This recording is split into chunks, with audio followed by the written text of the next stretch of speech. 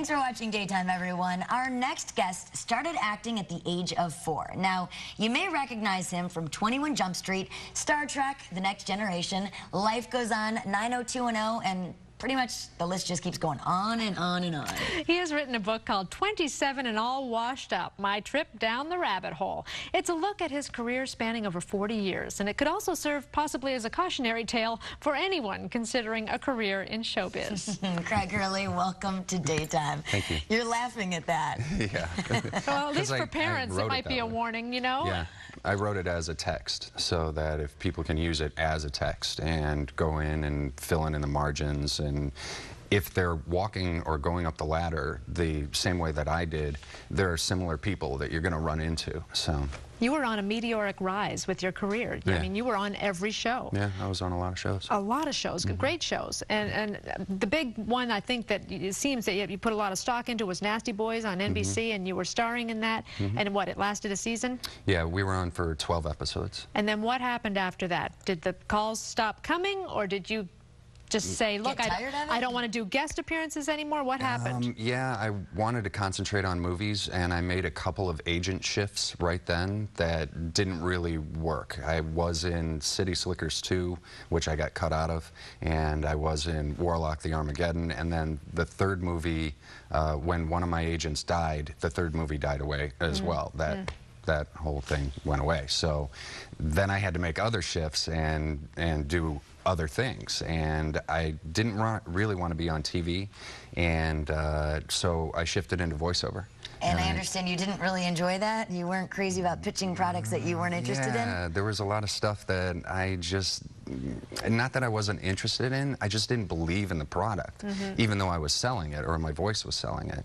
So I kind of just stopped doing that too. So in 2006, you're doing a play, right, in Chicago? Yeah, I was doing One Flew Over the Cuckoo's Nest in Chicago. And a friend of yours decides to interview you? Yeah, or pressures you to interview you. I would stand there and somebody would ask me a question about anything that I had worked on, and I would start telling the story, and inevitably there were 18 members of the cast, and inevitably 18 people would be standing around listening to me tell the story.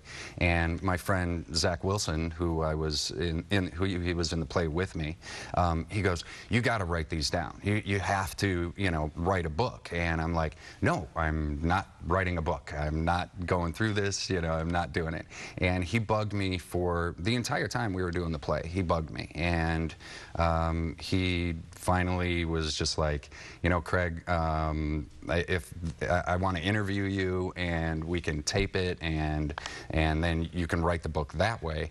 And I was just like, "No, I don't want to be interviewed. I don't want to do anything." And he goes, "No interview, no book, no book tour." And I just went, "Okay."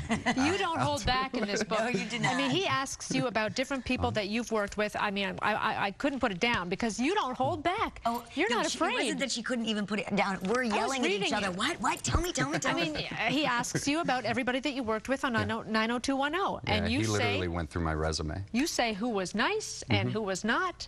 Have you heard from anybody that you mentioned in this book who's angry? Yeah, I've heard from a number of people. Everybody actually really likes it. So they like what I've said about him so far. Even the people that you slam? Yeah, Spelling would like it, but Jenny Garth, not so much? No, yeah, I haven't heard from Jenny, so I don't know, and I haven't heard from Tori either, so I don't know whether or not either of them would like what I said. Well, let's talk about what you're doing now. Okay. You're an independent film producer. You've got one that you're working on just in the editing stages. Right. It's called, what's the name of it going to be? Its working title is called Crazy. Oh. So. Good. So you have a lot of projects going on then. Yeah, we've got Scrappy Co-Productions is the production company that I'm president of. And we've got 31 different projects that we're working on right now. Wow. And Crazy is one of them. How do you look at the entertainment industry today as opposed to when you were really 27 years old? Can you paraphrase it in like one word or one sentence? I don't really like the reality-based stuff. It seems to have just, it makes people into celebrities like that, and then overnight, literally, they're done. Right. Okay. And Very so I don't really like the way that's going. Craig Hurley, thank you so much. 27 and All Washed Up is the name of the book. We'll be right back. Thank you. Thank you.